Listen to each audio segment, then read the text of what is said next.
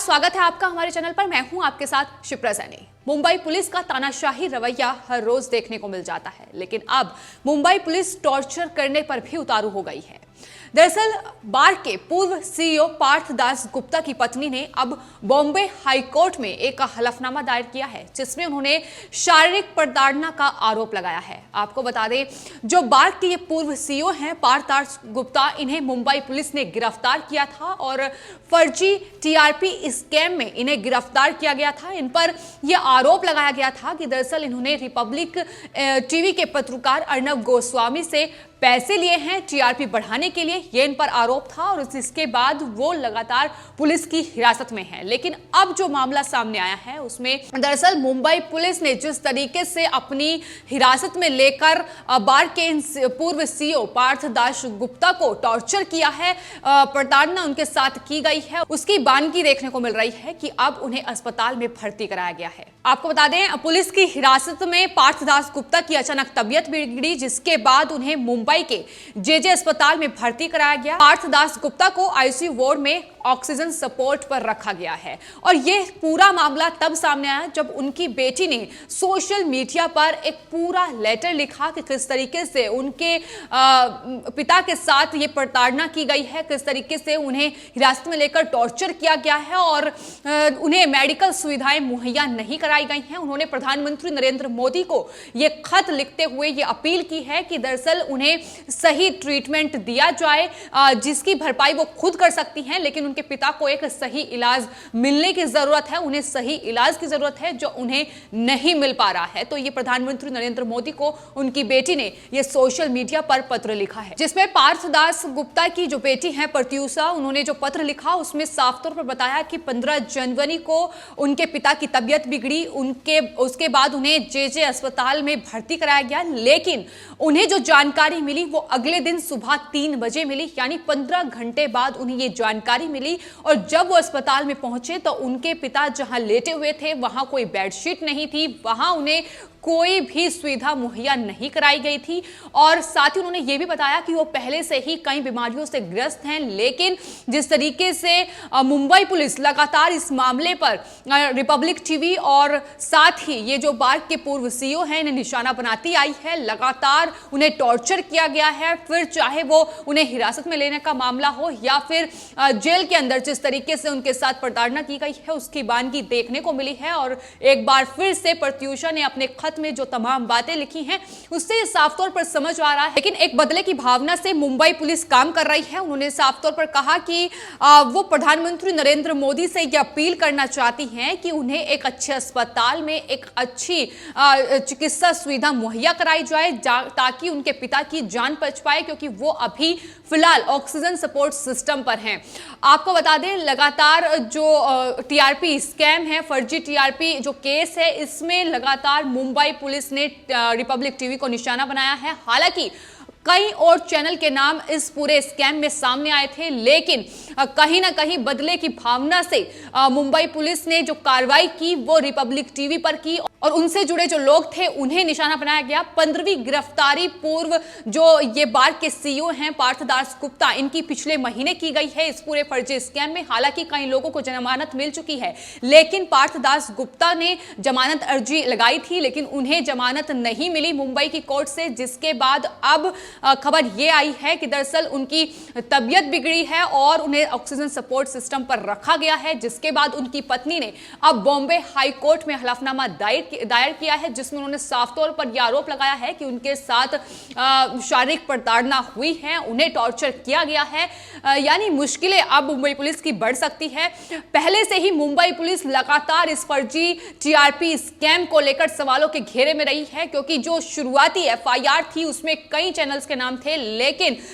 ना सिर्फ India today, times now, बल्कि इन्हें निशाना ना बनाकर इन पर कार्रवाई ना कर मुंबई पुलिस ने रिपब्लिक टीवी पर कार्रवाई की। अर्नब गोस्वामी को गिरफ्तार किया गया। रिपब्लिक टीवी के पूर्व सीईओ की गिरफ्तारी इस पूरे फर्जी टीआरपी स्कैम में की गई। तो मुंबई पुलिस शुरू से ही लगातार सवालों के घेरे में रही है और फिर जिस तरीके से मुंबई हाई कोर्ट में ये केस गया उसको लेकर भी supreme court Mumbai high court को फटकार लगा चुका है। आपको बता दें, जब अर्नब गोस्वामी की गिरफ्तारी इस पूरे केस में हुई उसके बाद सुप्रीम कोर्ट से उन्हें जमानत जरूर मिली, तो साथ ही बॉम्बे हाई कोर्ट को भी सुप्रीम कोर्ट ने फटकार लगाई थी कि वो इस तरीके से किसी की गिरफ्तारी नहीं कर सकते हैं। वहीं जब इस केस में रिपब्लिक टीवी के सीईओ की गिरफ्तारी की गई तो उसमें भी कोई पेपर लेकर मुंबई पुलिस जो थी वो उनके घर नहीं पहुंची, बस जाकर उन्हें गिरफ्तार कर लिया। यही तमाम वजह है जिनको लेकर लगातार वो सवालों के घेरे में रही है। लेकिन अब आपको बता दें, इस पूरे मामले में ईडी एक्शन में है और ईडी ने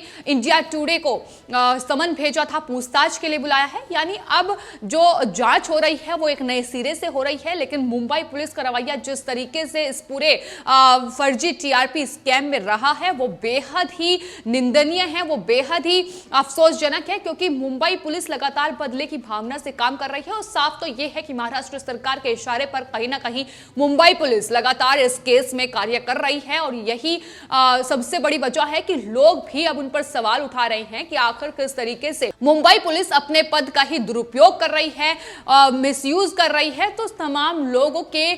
जो कमेंट्स हैं वो भी सोशल मीडिया पर देखने को मिल रहे हैं कि किस तरीके से मुंबई पुलिस लगातार कार्य कर रही है और वो सवालों के घेरे में बनी हुई है। तो अब जिस तरीके से बार्क के पूर्व सीईओ पार्थदास गुप्ता की बेटी प्रत्युषा ने ये लेटर लिखा और तमाम बातें कही हैं, उसको लेकर अब सोशल मीडिया पर लोग भी अलग अलग रिएक्शन सामने आ रहे हैं। उसमें मेजर जनरल जीडी बक्सी का बयान भी सामने आया है। उन्होंने लिखा है कि जिस तरीके से बार्क के पूर्व सीईओ पार्थदास गुप्ता की बेटी ने यह आरोप लगाया है कि उनके पिता को अर्नब का नाम लेने के लिए हिरासत में रखा गया है। दास गुप्ता जेजे अस्पताल में फिलहाल भर्ती हैं, ऑक्सीजन सपोर्ट सिस्टम पर वो हैं और साथ ही उन्होंने इस बात का भी जिक्र साफ तौर पर किया है कि सुप्रीम कोर्ट ने महाराष्ट्र राज्य और साथ ही पुलिस पर किस तरीके से उनका एजेंडा उजागर किया था और बताया था कि पुलिस किस तरीके से वहां काम कर रही है। अब सवाल पुलिस से पूछा जाना चाहिए, महाराष्ट्र पुलिस से पूछा जाना चाहिए कि आखिर वहां चल क्या रहा है, किस तरीके से वो इस केस में कार्रवाई कर रही है कि लोगों को अस्पताल में भर्ती होना पड़ रहा है, किस तरीके से उन्हें टॉर्चर किया जा रहा है, उन्हें तमाम मेडिकल सुविधाएं मुहैया नहीं कराई जा रही हैं। तो ये सवाल लोग लगातार पूछ रहे हैं। सिर्फ देश के जाने माने लोग ही इस पूरे मामले पर सवाल नहीं उठा रहे हैं, बल्कि खुद महाराष्ट्र की जनता ये कह रही है कि पहले तो मुंबई पुलिस ने रिपब्लिक टीवी को निशाना बनाया, उन्हें जिस तरीके से टॉर्चर किया गया, उनके लोगों को जिस तरीके से टॉर्चर किया गया और अब जो बार्क के पूर्व सीईओ हैं उन्हें लगातार मुंबई पुलिस की तरफ से टॉर्चर किया जा रहा है और वो अस्पताल में भर्ती है। तो इससे अलावा और मुंबई पुलिस क्या चाहती है, साफ तौर पर उनके कार्य पर सवाल उठाए जा रहे हैं और ये भी कहा जा रहा है कि और महाराष्ट्र पुलिस से उम्मीद ही क्या की जा सकती है, क्योंकि वो लगातार महाराष्ट्र सरकार, शिवसेना, एनसीपी, कांग्रेस गठबंधन की वहां सरकार है, उसके इशारे पर ही लगातार काम कर रही है। और इसकी सबसे बड़ी वजह यह है कि दरअसल रिपब्लिक टीवी ने जिस तरीके से टीआरपी हासिल की है वो कहीं ना कहीं महाराष्ट्र सरकार को पच नहीं रही है। वो इसलिए क्योंकि महाराष्ट्र में जितने भी मुद्दे हुए हैं, जितने भी तमाम बड़े मामले सामने आए हैं, फिर चाहे वो पालघर में साधुओं की हत्या हो, सुशांत सिंह राजपूत मर्डर केस हो या फिर कंगना रनौत के ऑफिस पर जिस तरीके से शिवसेना के इशारे पर बुलडोजर चला उसका मामला हो, तमाम ये ऐसे बड़े मामले हैं जिनको लेकर रिपब्लिक टीवी लगातार आवाज उठाता रहा है। महाराष्ट्र सरकार से हर एक सवाल रिपब्लिक टीवी ने पूछा है। यही वजह है कि लगातार उन्हें टॉर्चर करने का काम महाराष्ट्र सरकार के इशारे पर मुंबई पुलिस ने किया है और उसकी ही बानगी है कि अब जब पूर्व सीईओ हैं बार्क के उन्होंने पूछताछ में जिस तरीके से अर्नब गोस्वामी का नाम सामने आया, हालांकि रिपब्लिक टीवी ये पहले ही कह चुका है कि दरअसल फर्जी तरीके से इस पूरे मामले की जांच हो रही है और टीआरपी स्कैम की अगर बात करें, टीआरपी की अगर बात करें कि दरअसल बीते कई सालों से इंडिया टुडे जो ग्रुप है वो नंबर 1 रहा है। ऐसे में जब टीआरपी रिपब्लिक टीवी की पढ़ी तो जाहिर है कि एक बड़ा सवाल उठना चाहिए कि आखिर किस तरीके से इंडिया टुडे बीते इतने सालों से नंबर 1 की टीआरपी पर था, लेकिन इस पर किसी ने सवाल नहीं उठाए। रिपब्लिक टीवी जब नंबर 1 बना तो उस पर सवाल उठने लगे और महाराष्ट्र सरकार को मौका मिला कि फर्जी तरीके से टीआरपी के मामले में रिपब्लिक टीवी को फंसाया जाए, लेकिन हर और उन्हें हार ही मिली है। और अब जिस तरीके से उन्होंने पार्थदास गुप्ता को अपनी कस्टडी में लेकर टॉर्चर किया है, उसका जवाब भी महाराष्ट्र सरकार, महाराष्ट्र की मुंबई पुलिस को देना होगा, क्योंकि उनकी पत्नी ने मुंबई हाई कोर्ट में हलफनामा दायर कर दिया है, जिसमें उन्होंने साफ तौर पर कहा है कि उन्हें शारीरिक प्रताड़ना की गई है। और फिलहाल जो पार्थदास गुप्ता हैं, जो कि बार के पूर्व सीईओ हैं, वो ऑक्सीजन सपोर्ट सिस्टम पर हैं। लोग लगातार अब सवाल उठा रहे हैं कि आखिर उन्हें अगर कोई दिक्कत थी, अगर कोई बीमारी थी, तो क्या उन्हें मेडिकल सुविधाएं मुहैया क्यों नहीं कराई गई? आखिर क्यों वो उनकी ऐसी स्थिति हो गई कि उन्हें ऑक्सीजन सपोर्ट सिस्टम पर अब रखा गया है? तो सवालों के घेरे में महाराष्ट्र सरकार भी है और साथ ही महाराष्ट्र की पुलिस भी है, क्योंकि महाराष्ट्र की पुलिस अपने पद का जिस तरीके से दुरुपयोग कर रही है, वो न सिर्फ इस पूरे मामले पर बल्कि जो दूसरे भी मामले हैं मुंबई के अंदर, उस पर भी कहीं ना कहीं मुंबई पुलिस जो है महाराष्ट्र सरकार के इशारों पर लगातार कार्य कर रही है। और यही वजह है कि वहां की जनता भी अब खासा नाराज है। और सोशल मीडिया पर अगर उनके रिएक्शन पढ़ लिए जाएं तो ये साफ तौर पर समझ में आता है कि आखिर किस तरीके से वो महाराष्ट्र की जो पुलिस है उससे परेशान आ चुके हैं, क्योंकि जिस तरीके से वो कार्य कर रही है वो किसी की भी समझ से परे है। फिलहाल आपकी इस पूरे मामले पर क्या राय है, हमें कमेंट बॉक्स में जरूर लिखें और चैनल को सब्सक्राइब करें। धन्यवाद।